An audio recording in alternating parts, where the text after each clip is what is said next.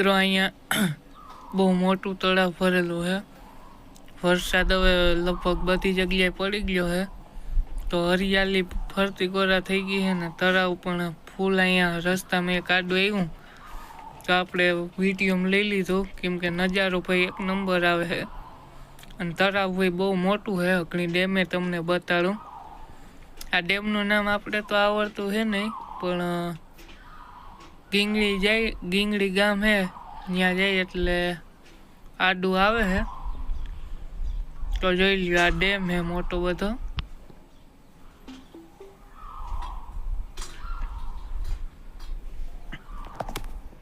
અને ભાઈ હવે ઝાડવા બધે આવું ફૂલ લીલા થઈ ગયા છે, एकदम हरियाली हो गई है।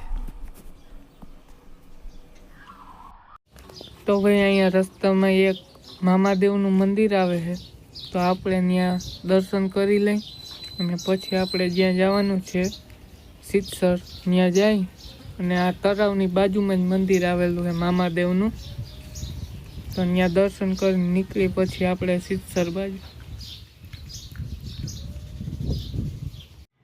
અને મિત્રો અહીંયા વરસાદ આવવાથી ભરાઈ ગયું છે પાણી, ખાબોચિયા ને બધું ભરાઈ ગયું છે પાણીથી।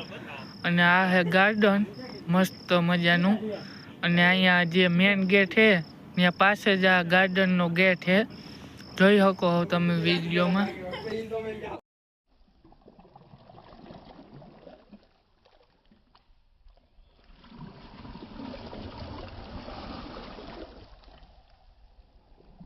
અને મિત્રો વરસાદ આવી ગયો છે ને એના હિસાબે પાણી ભરાઈ ગયું છે, તો આપણે જરાક સ્લો મોશન વિડીયો પણ ઉતારી લઈ, કેમ કે ભાઈ આ સ્લો મોશન વિડીયો જોવાની મજા જ કંઈક અલગ આવે છે।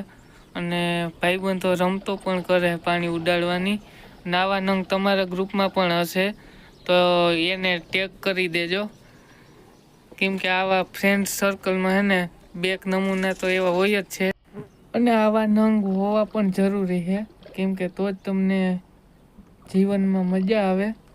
કમેન્ટ કરી દેજો બધાય તમારા ફ્રેન્ડ સર્કલમાં આવા નંગ છે કે નહીં।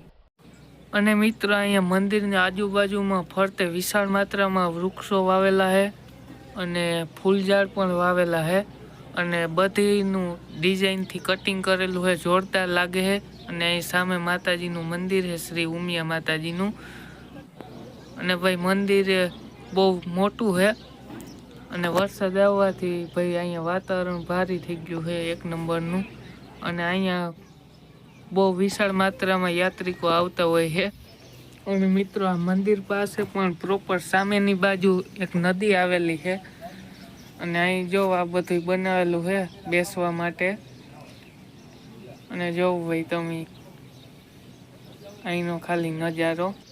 અને મિત્રો અહીંયા શંકર ભગવાનની લિંગ પણ છે, જોઈ લ્યો વચ્ચેની જગ્યાએ, તો ત્યાં દર્શન કરી લઈએ આપણે।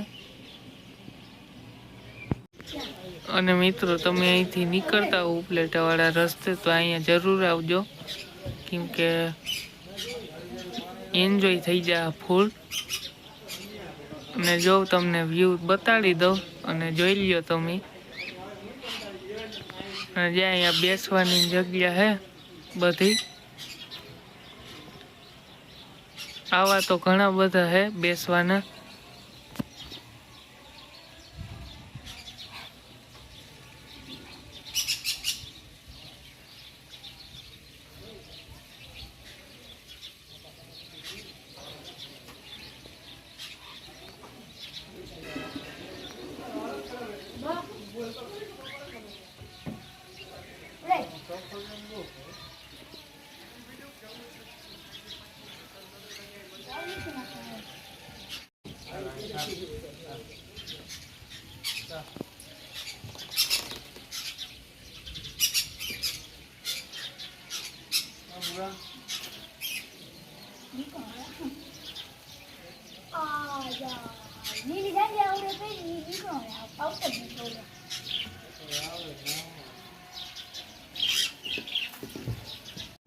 અને ભાઈ અહીંયા શિવલિંગ પર જળ અભિષેક થાય છે, નાગના મુખમાંથી પાણી નીકળે અને હવે હું તમને બતાડી દઉં આખી નદીનો નજારો। અને અહીંયા એક પુલ પણ છે નાનું, અને બીજી સાઈડ મોટું બધું છે બ્રિજ। જોઈ લ્યો નજારો તમે। તો મિત્રો અત્યારે પડી ગઈ છે સાંજ, અને હવે થઈ ગયો છે આરતીનો સમય। તો મંદિરમાં થવા લાગે છે આરતી, અને ઢોલ વગાડીને આરતી થાય છે। અને ભાઈ જોઈ લ્યો તમે મંદિર ઉપર ધજા કેવી ફરકે છે।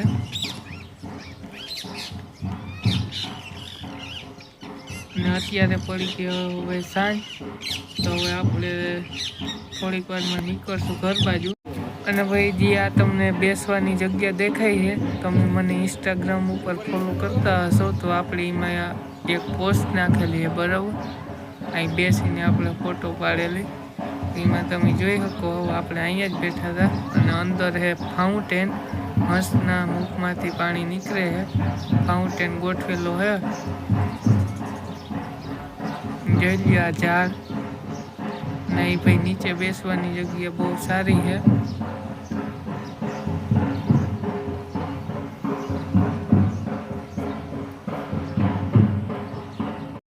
તો મિત્રો આપણે આવી ગયા અહીંયા ગીંગણેશ્વર મહાદેવના મંદિરે, જે ગીંગણી રોડ ઉપર આવેલું છે।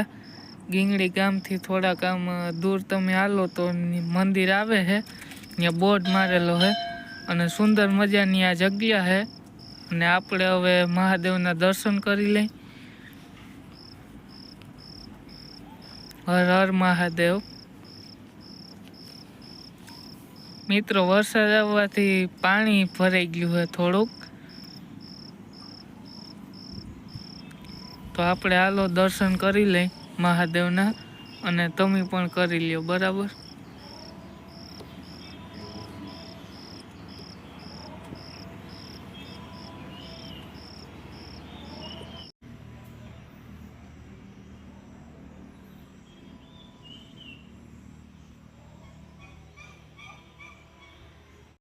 અને મંદિરની પાસે જ શિવ ભગવાનની મૂર્તિ છે, અને ખૂબ સરસ મજાની છે। અને અહીંયા ભાઈ વૃક્ષો વાવેલા છે ઘણા બધા, અનેરો જ આનંદ આવે છે એકદમ, જોઈ શકો છો તમે વિડીયોમાં। અહીંયા છે પીવાનું પાણી, અને અહીંયા છે ગાર્ડન, જોઈ લ્યો આ ફૂલ ઝાડ મસ્ત મજાના। હવે તમે હે ને નેચર અવાજ સાંભળી લ્યો, પછી કમેન્ટ કરી નાખજો। અને મળીએ હવે નવા નેક્સ્ટ વ્લોગ વિડીયોમાં।